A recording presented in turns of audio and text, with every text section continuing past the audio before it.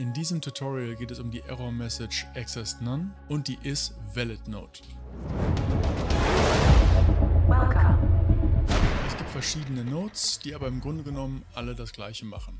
Hier zum Beispiel eine Pure-Node, die nach einem Objekt fragt, und eine dann mit Execution Lines. Geprüft wird immer, ob ein Objekt vorhanden ist. Wenn du zum Beispiel eine Variable hast, wie die zum Beispiel, wird die in meinem Fall erst später befüllt, ist also vorher leer. Dieser leere Zustand wird als Null gekennzeichnet. Wann immer du also die Meldung in Verbindung mit Null bekommst, bedeutet das, dass das ein leeres Objekt ist, was noch nicht befüllt wurde. Und hiermit kannst du das halt prüfen. Bei der Pure-Variante natürlich dann entsprechend mit einem Branch. Und hier prüfst du das entsprechende Objekt, das zeige ich dir dann gleich noch, und kannst dann direkt die Execution Line feuern. Die Meldung sollte über das Message Log sofort aufpoppen. Hier oben siehst du auch schon, wo das Problem liegt. Also Set Input Mode Game and UI erwartet einen Player Controller als Ziel und darunter die erwähnte Meldung Accessed None. Und im Grunde genommen steht hier nur, dass er versucht, auf die Tutorial Controller Referenz zuzugreifen und es nicht kann. Der Status also gerade in diesem Moment Null ist, also nicht befüllt. Hierhinter kannst du direkt zur entsprechenden Blueprint springen und ich gehe nochmal einmal zurück. Du siehst hier auch, in welchem Graphen dieser Blueprint die entsprechende Node liegt, und diese Node selber kannst du hier auch anklicken auf der rechten Seite, die wird dann sogar markiert. Benutzt habe ich hierfür eine abgewandelte Version von der Blueprint, die wir beim letzten Mal benutzt haben, um das Menü auf- und einzuklappen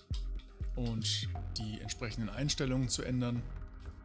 Und habe hier extra diesen Fehler eingebaut, damit wir ihn jetzt abgehen können einmal. So, schauen wir es uns kurz an. Einmal Spacebar, dann geht es in den Flip-Flop, dann geht es in den ersten isValid, zu dem komme ich gleich noch. Und dann wird auch die Tutorial Controller Referenz schon gebraucht, um den Input Mode auf Game and UI zu setten.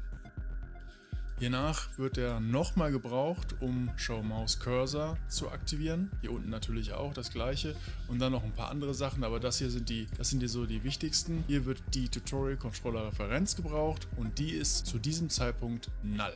Und warum ist sie Null? Weil hier oben nichts gesettet wird. Du weißt ja schon mittlerweile, unter Event Begin Play kannst du, wenn du das ein oder andere später im Level brauchst oder in dieser Blueprint, dann vorher einmal casten und dann setten, oder du nutzt halt andere Formen der Kommunikation, aber das habe ich jetzt in dem Beispiel einmal gemacht. Get Player Controller, dann der Cast zu meinem Controller, dann die Referenz gesetzt und fertig. Und wenn ich das jetzt zu Beginn Play mache und dann das Menü auf- und einklappe, haben wir auch keine Fehlermeldung mehr. Mache ich das wieder weg. Kommt sie wieder.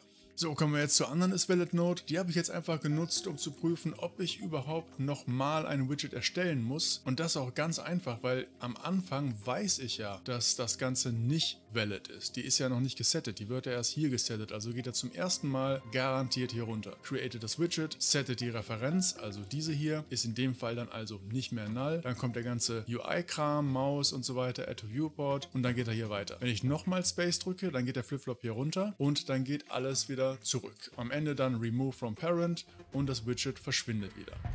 Wenn ich jetzt aber nochmal Spacebar drücke, dann ist die Referenz ja da. Das heißt, ich kann mir sparen, das Widget nochmal zu erstellen. In dem Fall würde ich ja dann unendlich, also so viele Widgets erstellen, wie ich dann immer wieder Spacebar drücke. Und das wird dann wahrscheinlich irgendwann auch auf den Speicher gehen und auf die Performance. Also können wir uns das schenken, weil wir wollen ja performant arbeiten.